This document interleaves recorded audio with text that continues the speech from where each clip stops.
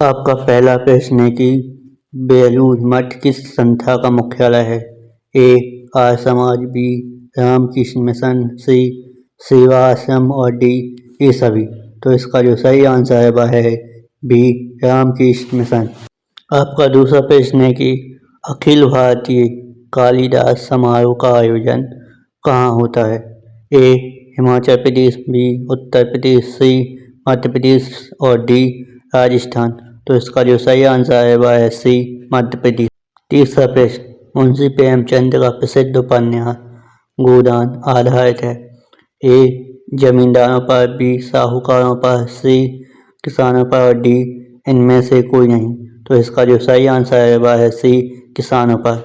चौथा प्रश्न है कि शोभना नारायण किस शास्त्रीय नृत्य की ख्याति प्राप्त नृत्यांगना है।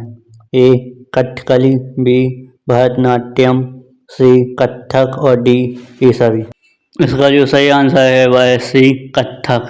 पांचवा प्रश्न, भारत ने राजस्थान में जिस स्थान पर अपना पहला परमाणु परीक्षण किया था वह है। ए जयपुर, बी उदयपुर, सी पोखरण और डी अजमेर। इसका जो सही आंसर है वह है सी पोखरण। छठवां प्रश्न है कि कान्हा राष्ट्रीय उद्यान किस जिले में स्थित है। ए उमरिया, बी शिवपुरी, सी मंडला और डी पन्ना।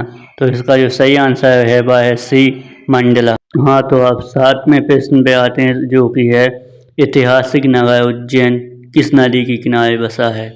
ए शिप्रा, बी सोन, सी चंबल और डी नर्मदा नदी। तो इसका जो सही आंसर है वह है ए शिप्रा। आठवां प्रश्न, वंदे मातरम गीत का अंग्रेजी में किसने अनुवाद किया था। ए बंकिम चंद्र चट्टोपाध्याय, बी रविंद्रनाथ टैगोर, सी अरविंद घोष और डी सुरेंद्रनाथ बैनर्जी।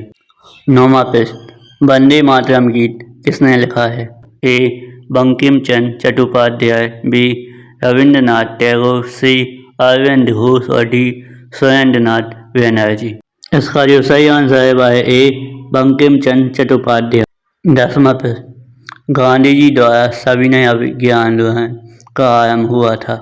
ए 1928, बी 1930, सी 1935 और डी 1925। तो इसका जो सही आंसर है वह है बी 1930।